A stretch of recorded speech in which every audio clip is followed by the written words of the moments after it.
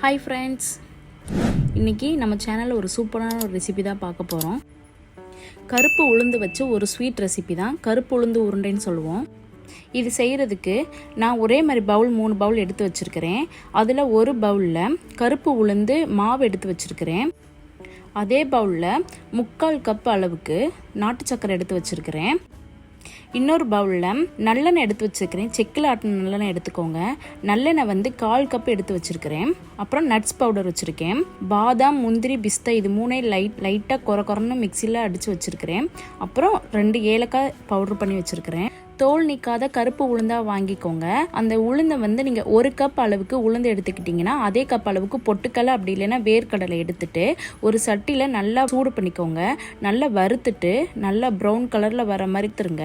வறுத்து எடுத்துட்டு அதை வந்து ஒரு மிக்சியில் வந்து பவுடர் பண்ணி வச்சுக்கோங்க. நான் வந்து இந்த மாவு மிஷினில் கொடுத்து அரைச்சி எடுத்துகிட்டு வந்துட்டேன்.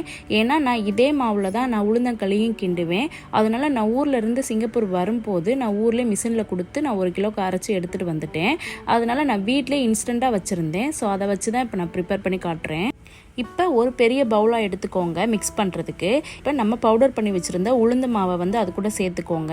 நாட்டு சக்கரை 1 கப் எடுத்துக்கோங்க. உங்களுக்கு ஸ்வீட்டுக்கு ஏற்ற மாதிரி இன்னும் 1.5 கப்பு கூட நீங்கள் ஸ்வீட்டு கூடுதலாக வேணும் அப்படின்னா சேர்த்துக்கலாம்.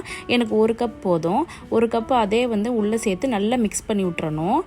நீங்கள் இல்லை அப்படின்னா நீங்கள் மிக்சிலே வந்து இது ரெண்டையும் சேர்த்து ஒன்றா மிக்ஸ் பண்ணி பல்ஸ் விட்டு எடுத்தீங்க அப்படின்னா அது எல்லாம் மிக்ஸ் ஆகிக்கிறோம். இல்லைன்னா நீங்கள் கரண்டி வச்சு இந்த மாதிரி பவுலில் கூட நல்லா மிக்ஸ் பண்ணிக்கலாம். கட்டியாக எல்லாமே நல்லா மிக்ஸ் பண்ணிக்கோங்க. நாட்டு சர்க்கரைக்கு பதிலாக நீங்கள் வந்து பனங்கருப்பட்டியும் சேர்த்துக்கலாம், வெல்லம் கூட சேர்த்துக்கலாம். வெல்லம் நல்லா திருவி பொடி பண்ணி எடுத்தும் சேர்த்துக்கலாம். நான் வந்து இன்றைக்கி நாட்டு சர்க்கரை தான் சேர்த்துக்க போகிறேன். நீங்கள் வந்து பனங்கருப்பட்டி சேர்த்துக்கிட்டிங்கன்னா இன்னும் உடம்புக்கு ரொம்ப நல்லது. இப்போ நம்ம எடுத்து வச்சுருந்த 1/4 கப் நல்லெண்ணெயை ஒரு பேன் வச்சுட்டு அதை நல்லா வார்ம் பண்ணிக்கோங்க. நல்லெண்ணெய் வந்து கண்டிப்பாக சூடு பண்ணணும். சூடு பண்ணாமல் பச்சையாக சேர்க்கக்கூடாது.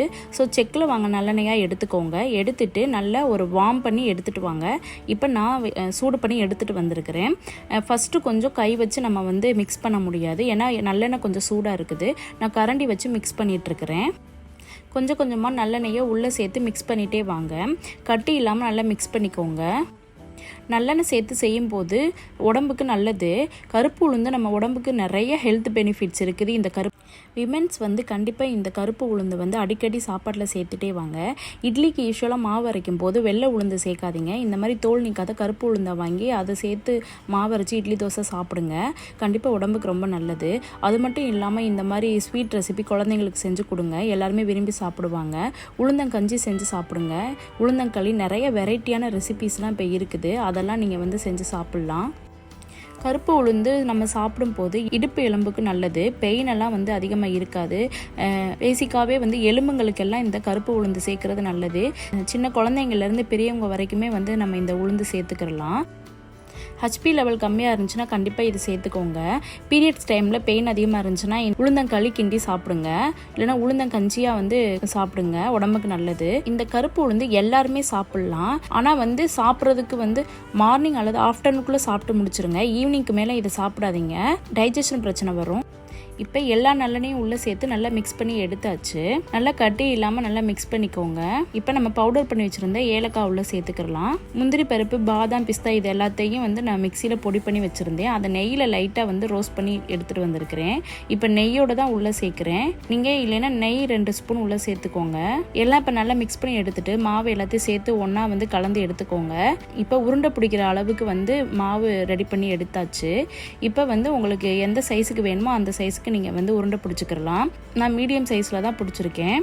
நான் எடுத்த இன்றைக்கி மெஷர்மெண்ட் வந்து எனக்கு ஒரு 20லேருந்து 25 லட்டு பிடிக்கலாம். நீங்கள் வந்து எந்த கப்பில் நீங்கள் எடுக்கிறீங்க, இல்லை டம்ளர் எடுக்கிறீங்க, இல்லை கப் எடுக்கிறீங்க, இல்லை நீங்கள் வந்து மெஷரிங் கப்பு வச்சுருக்கீங்க வீட்டில் அப்படின்னா நீங்கள் எதில் எடுக்கிறீங்களோ அதுக்கு ஈக்குவலாகவே எடுங்க. 1 கப்பு உளுந்து மாவு எடுத்திங்கன்னா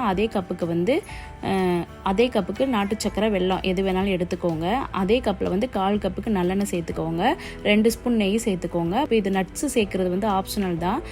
2 ஏலக்காய் இடித்து சேர்த்துக்கோங்க. மாவு இப்போ தான் உடனே செய்ய போகிறீங்க அப்படின்னா 1 கப்பு வந்து கருப்பு உளுந்தை எடுத்துட்டு அதே 1 கப்புக்கு வந்து பொட்டுக்கடலை எடுத்துக்கோங்க. எடுத்துட்டு 2ஐயும் நல்லா வந்துட்டு வறுத்துட்டு அதை வந்து பொடி பண்ணி எடுத்துக்கோங்க. பொடி பண்ணி எடுத்துட்டு அதே அளவுக்கு வந்து நாட்டு சக்கரை, எண்ணெய் இதெல்லாம் சேர்த்து நீங்கள் ரெடி பண்ணிக்கலாம். இப்போ பாருங்கள் எல்லாத்தையும் உருண்டை பிடிச்சி எடுத்தாச்சு. இதை நீங்கள் ஒரு 10 to 15 நாள் வரைக்கும் வச்சு சாப்பிட்லாம். மேக்ஸிமம் இது மார்னிங் சாப்பிடுங்க, ஈவினிங் டைமில் குழந்தைங்களுக்கும் கொடுக்காதீங்க, நீங்களும் எடுத்துக்க வேண்டாம். பாருங்கள் எவ்வளோ சூப்பராக ரெடி ஆயிடுச்சுன்னு பாருங்கள். இந்த ரெசிபி பிடிச்சிருந்துச்சு அப்படின்னா என்னோட சேனலை வந்து சப்ஸ்கிரைப் பண்ணிக்கோங்க. நீங்கள் ஃபஸ்ட் டைம் பார்க்குறீங்க அப்படின்னா என்னோட சேனலை சப்ஸ்கிரைப் பண்ணிக்கோங்க. தேங்க்யூ ஃபார் வாட்சிங்.